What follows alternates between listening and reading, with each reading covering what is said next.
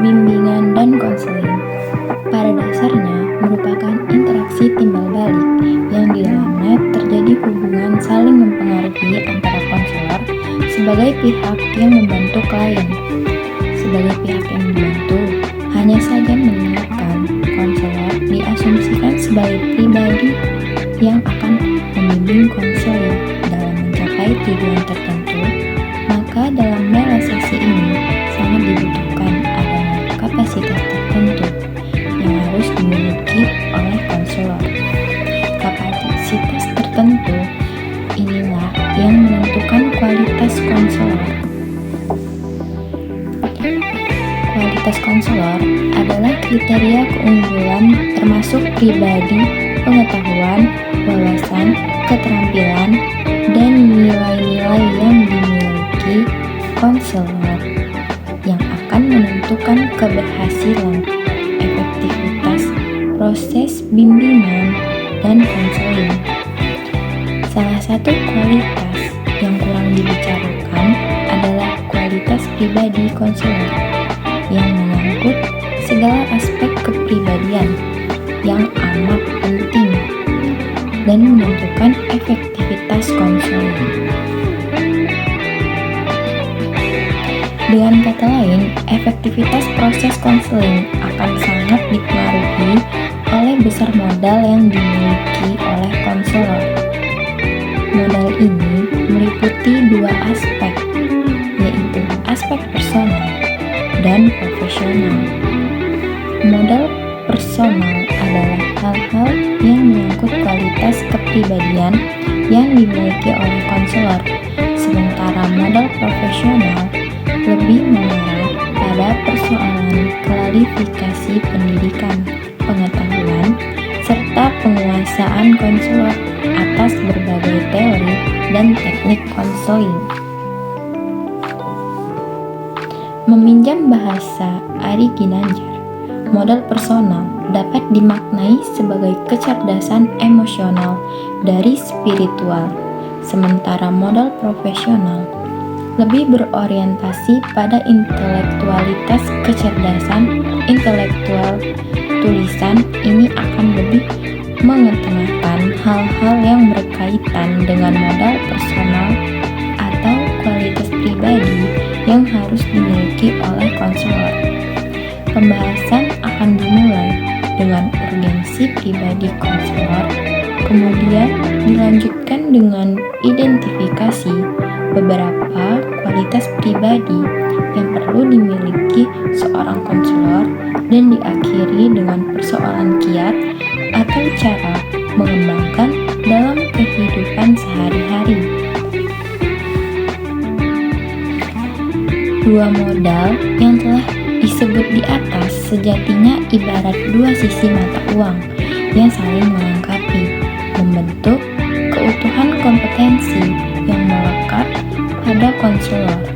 Namun perlu dicatat, beberapa kajian mutakhir tentang kecerdasan menyatakan bahwa kecerdasan emosional dan spiritual ternyata lebih menentukan kesuksesan atau kebahagiaan hidup seseorang dibandingkan peran kecerdasan intelektual dalam konteks bimbingan dan konseling.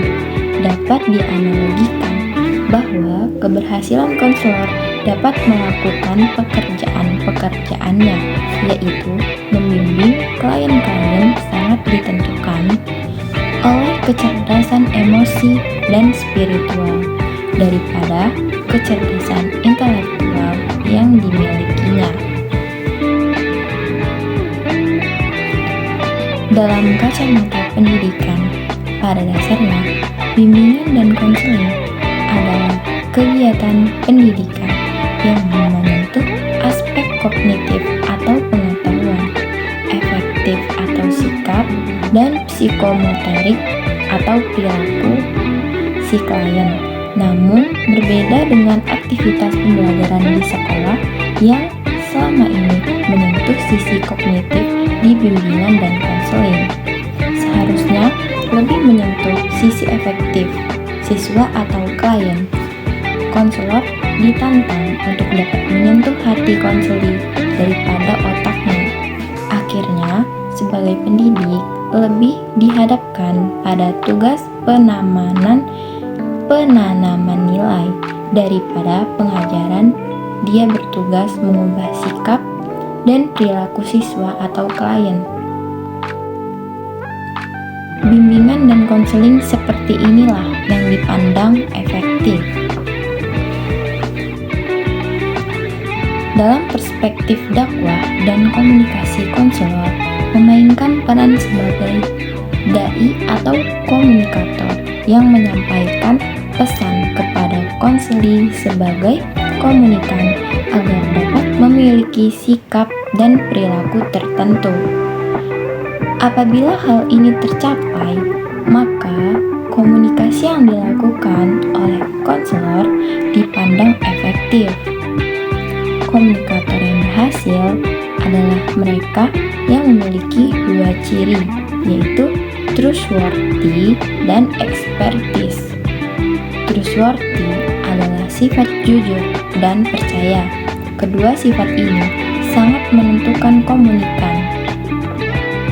Akan mengikuti ajaran bimbingan konselor ataukah tidak. Indikator trustworthy adalah kesesuaian antara apa yang dikatakan dengan apa yang diperbuat. 4. Expertise adalah keahlian, pengetahuan, dan penguasaan seseorang dalam bidang tertentu. Dua ciri inilah yang akan membentuk dan membangun kredibilitas konselor di mata klien. Dalam istilah retorika, kredibilitas dalam arti trustworthy menempati urutan pertama dalam proses kegiatan komunikasi. Proses tersebut adalah ethos, pathos, logos. Ethos berarti kredibilitas atau keteladanan yang dimiliki seseorang atau sikap perilaku sehari-hari. Pathos adalah kemampuan komunikator dalam menjalani kedekatan terhadap komunikannya. Dalam istilah konseling disebut rapport. Logos adalah isi atau pesan yang disampaikan. Pathos lebih menyentuh emosi atau perasaan, sementara logos menyentuh rasionalitas seseorang. Dalam psikologi dikenal dengan istilah modeling dan identifikasi diri. Dengan adanya model atau teladan, klien akan mudah meniru dengan bangga, pada akhirnya dapat membentuk karakter pada dirinya. Model dapat pula dimunculkan dengan cara menceritakan kisah tokoh-tokoh besar dalam sejarah. Proses pembangunan karakter akan lebih mudah membekas apabila para konselor dapat menghadirkan kepada klien sosok yang dapat menjadi sumber identifikasi diri. Sosok inilah yang akan menjadi qudwah panutan bagi dirinya. Dalam konteks bimbingan dan konseling, kualitas pribadi konselor dalam hal sikap dan perilaku sehari-hari akan menjadi modal utama dan pertama dalam menjalankan bimbingan dan konseling yang efektif.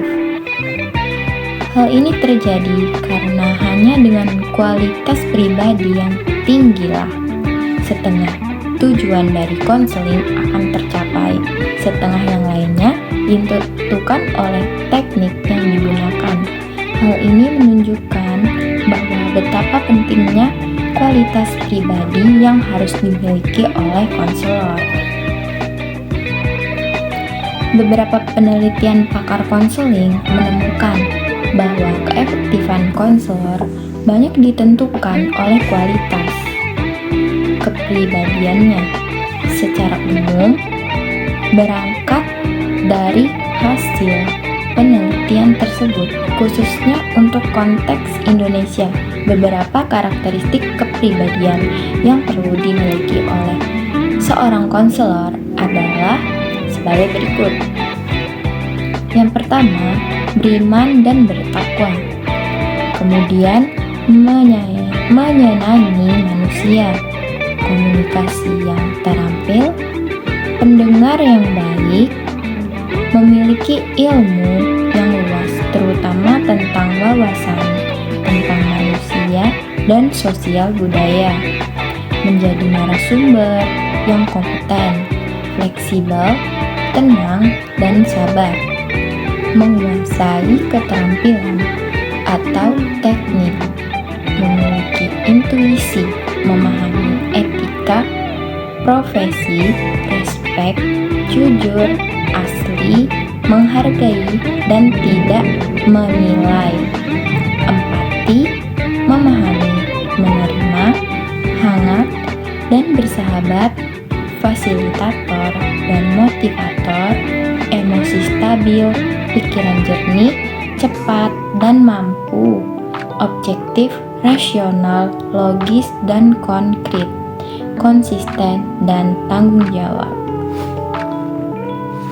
Sementara itu, APKIN atau Asosiasi Profesi Bimbingan dan Konseling Indonesia merumuskan bahwa salah satu komponen standar kompetensi yang harus dijiwai dan dimiliki oleh konselor adalah mengembangkan pribadi dan profesionalitas secara berkelanjutan yang di dalamnya meliputi yang pertama, ada beriman dan bertakwa kepada Tuhan Yang Maha Esa.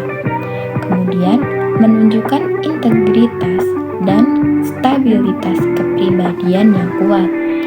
Selanjutnya, memiliki kesadaran diri dan komitmen terhadap etika profesional.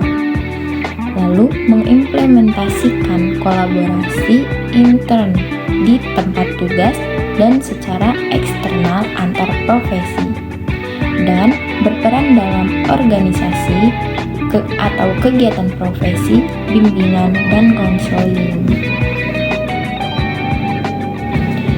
Apa yang diungkapkan oleh Willis maupun yang dirumuskan oleh APKIN di atas mengisyaratkan bahwa porsi kecerdasan atau kematangan emosi dan spiritual konselor harus stabil, ditekankan daripada sisi intelektual dan keterampilan teknis persoalannya adalah mampukah lembaga pendidikan menjadi konselor yang dapat menemani kriteria tersebut atau pertanyaan besar bagi para ahli bimbingan dan konseling adalah mampukah kita mendidik atau menghasilkan konselor dengan segenap kompetensi di atas. Kenyataan menunjukkan bahwa suatu sistem metode atau teknik berapapun ilmiah dan canggihnya tidak akan berdaya guna selama tidak dijalankan oleh manusia atau pribadi yang berkualitas. Ungkapan the man behind the system, orang di balik sistem, atau the man behind the gun, orang di balik senjata, menggambarkan bahwa penentu proses pendidikan adalah manusia juga setelah Tuhan. Hal ini berlaku pula bagi kegiatan bimbingan dan konseling. Dengan demikian, jelaslah bahwa pendidikan pribadi konselor seharusnya diarahkan untuk meraih kualitas insan paripurna yang otaknya syarat dan dengan ilmu yang bermanfaat, hatinya dipenuhi dengan iman, Islam, dan ihsan, sikap dan perilakunya merealisasikan nilai-nilai yang menetap dan teguh, wataknya terpuji, dan bimbingannya kepada orang lain atau konseling membuahkan keimanan, kemandirian, semangat kerja tinggi, kedamaian, dan kasih sayang. Sungguh tipe ideal konselor yang kualitasnya cukup sulit untuk dicapai, tetapi dapat didekati. Mas Tama memberikan beberapa tips cara buat para konselor agar meraih kualitas ideal tersebut. Dia menyebut cara ini dengan istilah pengembangan pribadi yang bercorak psikoedukasi. Pelatihan ini bertujuan untuk meningkatkan aspek psikososial yang positif dan mengurangi aspek-aspek yang negatif. Dengan model pelatihan ini, para konselor diharapkan dapat lebih sadar diri, mampu menyesuaikan diri, menemukan arti dan tujuan hidupnya, serta menyadari serta menghayati intensitas ibadah. Dengan pelatihan semacam ini, ungkapan the man behind the system yang berarti adanya peningkatan mental spiritual pada manusia atau konselor sebagai penerapan sistem bimbingan dan konseling.